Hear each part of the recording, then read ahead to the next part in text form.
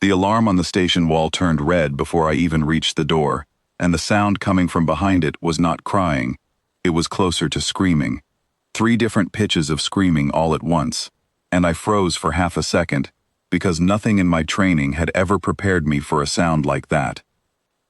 My name is Claire, and 6 days earlier, I had been a maternity nurse on a quiet medical transport, the kind of job where the biggest emergency was a mother asking for more ice chips. Now I was standing outside the Imperial Nursery on Velcor Station, watching smoke curl out from under a scorched door, while a tall alien officer named Darius gripped my arm and said the words that changed everything. "We need you inside, now, before they burn through the containment wall." I did not understand yet what waited behind that door.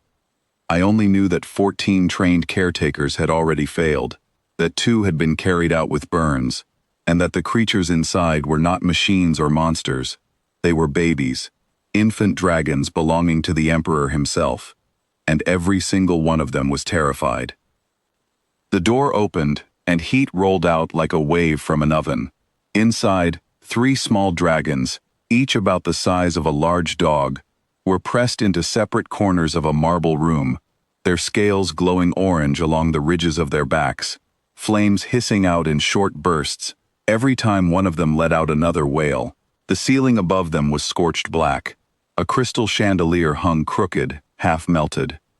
"Get back," Darius shouted at me, but I did not move, because in that moment, I saw something none of the officers seemed to notice.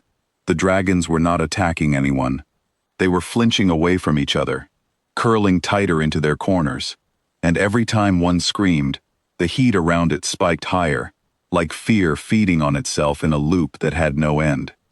I stepped into the room without armor, without gloves, without anything but my own hands, and Darius grabbed for me and missed. "Claire, wait," he called, but it was too late.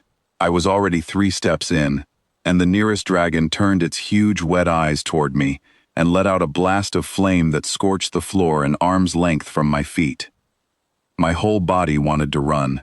Every instinct screamed at me to turn around, but I had spent years holding infants who could not stop crying, babies whose tiny bodies shook with a kind of fear too big for words, and I knew one thing that no report or scan could teach an engineer.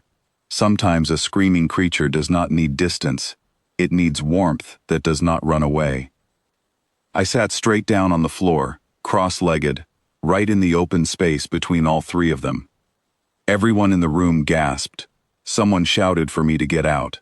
I ignored them and began to hum, low and steady, the same note over and over, the exact sound I used to make in the middle of the night when a newborn's heartbeat climbed too fast and needed something calm to hold on to. The nearest dragon flinched at the sound, then went still, watching me with wide, unblinking eyes. Its flame dimmed from a furious orange to a duller ember glow. I kept humming. I did not look away. I did not move my hands toward it, because rushing forward would have felt like a threat, and threats were the last thing that room needed. Behind me, I heard Darius whisper something urgent into a comm device, calling for backup, for containment foam, for anything that might stop what he clearly believed was about to become a disaster. I ignored him too. I was watching the second dragon, smaller than the first, edge slightly closer to me across the scorched marble floor.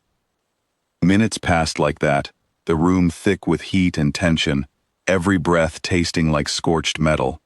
Then the smallest dragon, the one nearest the broken chandelier, let out a whimper that cracked in the middle, and instead of flaring with flame, it took one shaking step toward me. I stayed perfectly still and kept humming. It took another step, then another, until it was close enough that I could feel the heat radiating off its small body like standing near an open furnace, and very slowly, very carefully, it pressed its side against my leg. I did not flinch. I did not gasp. I simply shifted my weight so it could lean its full weight against me, the way I used to let a fussy newborn settle its whole body against my chest until the crying stopped on its own. The heat coming off its scales began to drop almost immediately. the ember glow fading toward a soft golden shimmer instead of angry orange. And across the room, the second dragon, watching this happen, began to creep forward too, its own flame dimming step by step as it came closer. Darius had gone completely silent behind me. I could hear him breathing, waiting, probably certain I was about to be burned alive in front of the entire station's surveillance system. The third dragon, the largest and most frightened of the group, stayed pressed into its corner, shaking, still venting short bursts of flame every few seconds. I knew if I moved toward it too quickly, I would lose the fragile trust I had just built with the other two, so instead, I did something that felt strange, even as I did it. I began to speak, softly, not in any commanding tone, just the way I used to talk to babies who could not understand my words, but could feel the calm underneath them. "You are safe," I said quietly. "Nobody here wants to hurt you. I know it is loud. I know it is scary. You do not have to be alone in this." The largest dragon's ears, if they could be called that, twitched at the sound of my voice. Its flame sputtered, then thinned to a faint smoky trail. It took one hesitant step out of the corner, then stopped, clearly torn between fear and the pull of something it could not name. I kept talking, low and steady, the same calm rhythm, until finally, after what felt like an eternity, but was probably only 2 or 3 minutes, it crossed the room and folded itself down beside the other two, its trembling body finally beginning to still. For a long moment, nobody in that room dared to breathe too loudly. 3 dragons, once scattered and screaming, now lay curled together around me, their scales dimming from angry fire to a slow, gentle glow, their breathing falling into an almost identical rhythm, matching, I realized with a strange tightness in my chest, the beat of my own heart, which they could feel through my hands resting against their sides. Darius finally stepped closer, his voice barely above a whisper. "How did you know that would work?" "I did not know," I admitted.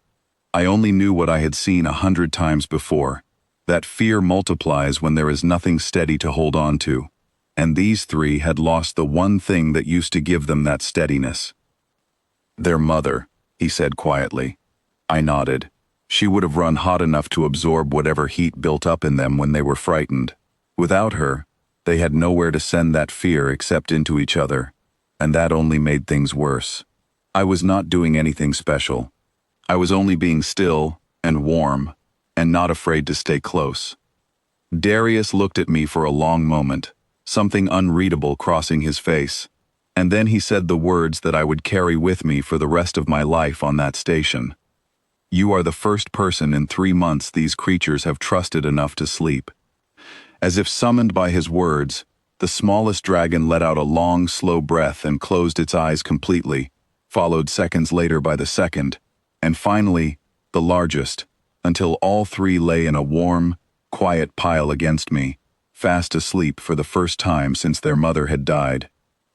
I did not move for the next several hours. My legs went numb beneath their combined weight. My arms ached from staying so carefully still.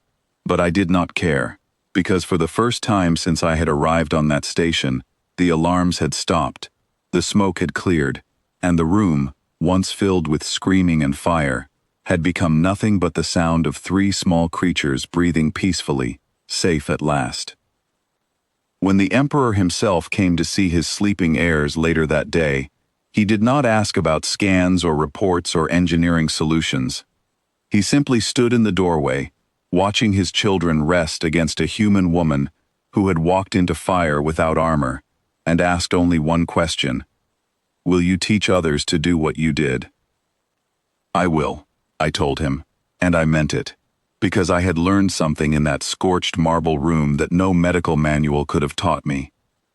Sometimes the most powerful thing in the galaxy is not strength or weapons or advanced technology. Sometimes it is simply someone willing to stay calm, stay close, and refuse to run when everything around them is burning.